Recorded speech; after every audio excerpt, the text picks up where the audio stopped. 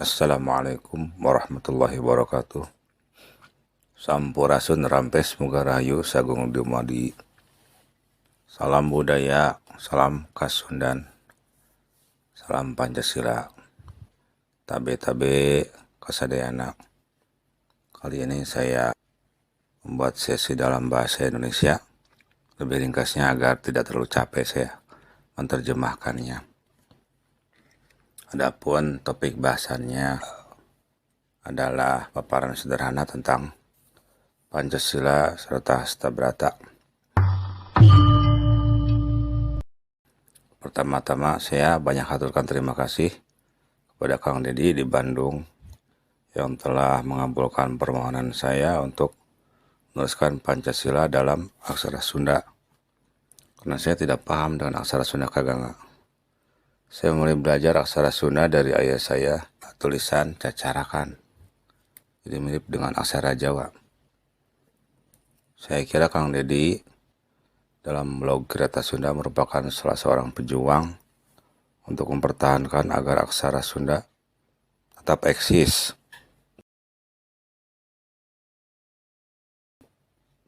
Ini boleh dikatakan lamunan atau permohonan ya, permintaan boleh.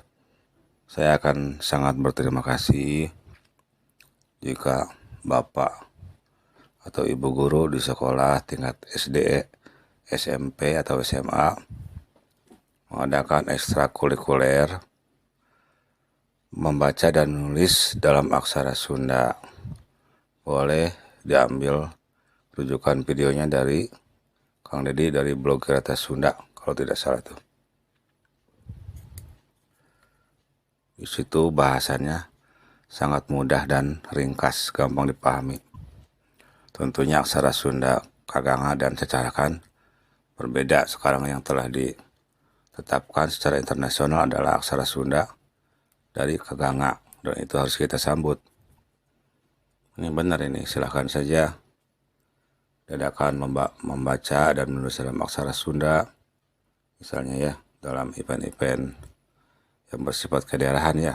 Juga saya sangat berterima kasih misalnya pada AIS Pengampi misalnya di Karawang, terutama pada area-area yang syarat dengan nilai sejarah, misalnya di area Candi Jiwa, Syekh Kuro, atau di mana ada petunjuk-petunjuk atau rambu atau prasasti dalam aksara Sunda.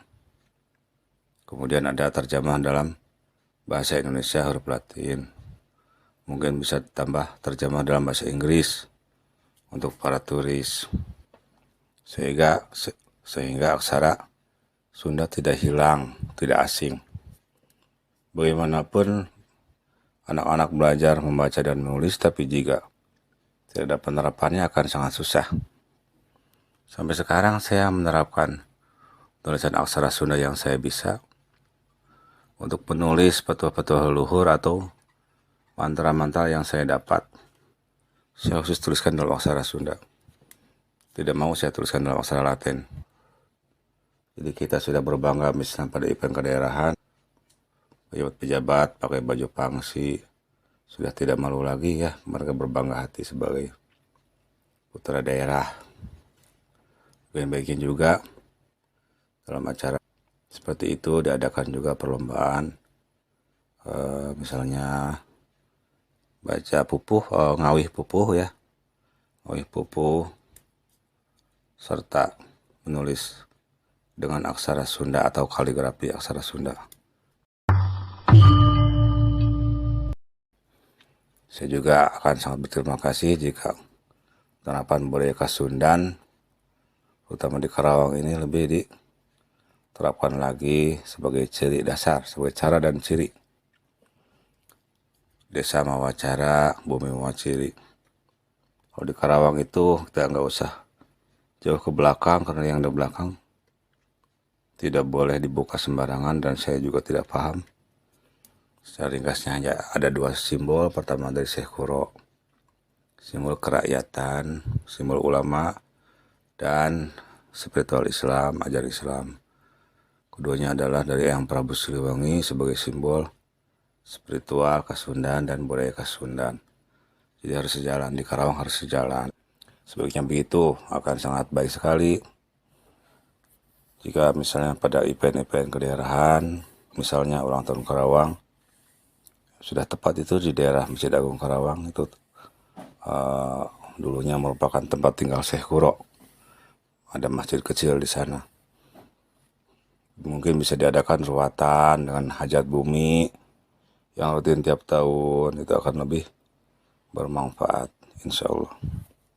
Ya, hanya lamunan saja ya, mudah-mudahan bisa terlaksana. Saya kira acara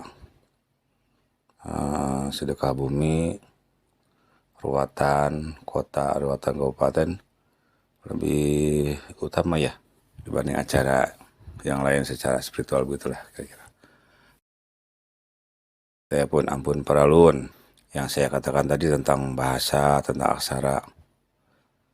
Memang salah satu cara dan ciri dari negara kita, dari orang tua kita, dari diri kita pribadi.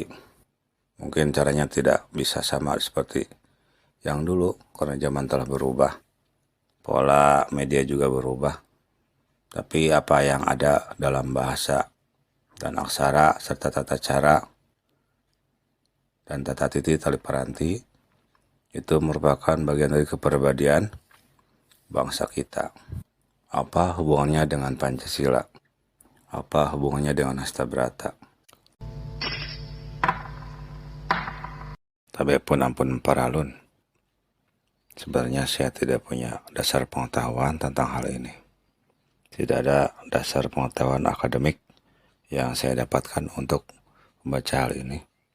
Saya punya pengetahuan kampung, penuturan dari mulut ke mulut dari para pensepuh di kampung. Apalah itu namanya, yang pernah saya mencoba menguraikan hal ini, tapi itu masa lalu ya. Sampai timbul istilah NKRI harga mati itu di sana sini, itu dari pola tulisan saya. Ini berangkat dari pertama perkataan Mbah Buyut dari Tegalwaru, tapi pun ampun peralun saya katakan. Saya terima dari putranya, berkata Mbah Buyut, silahkan atau cobalah oleh kamu karang tentang makna gambar-gambar pada Pancasila. Saya renungkan, mulai mengangkat bahwa inti gambar-gambar itu secara ringkas sebut saja Hasta Brata. Jadi ada pelajaran Pancasila dalam Hasta Brata juga ada. Itu pelajaran dari Batara Rama kalau tidak salah. Inti gambar itu adalah seperti bintang, pepohonan, pohon beringin, rantai, padi kapas. Itu adalah dibahasakan mudah saja sebagai alam semesta.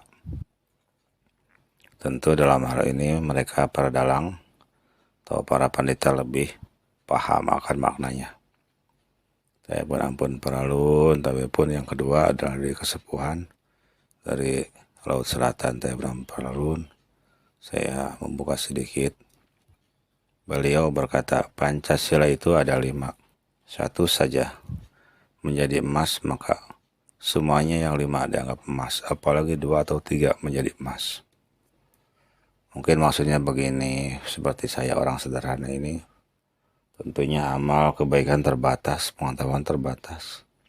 Saya bergerak dalam bidang, anggaplah sosial, menolong orang dengan ikhlas, misalnya ini.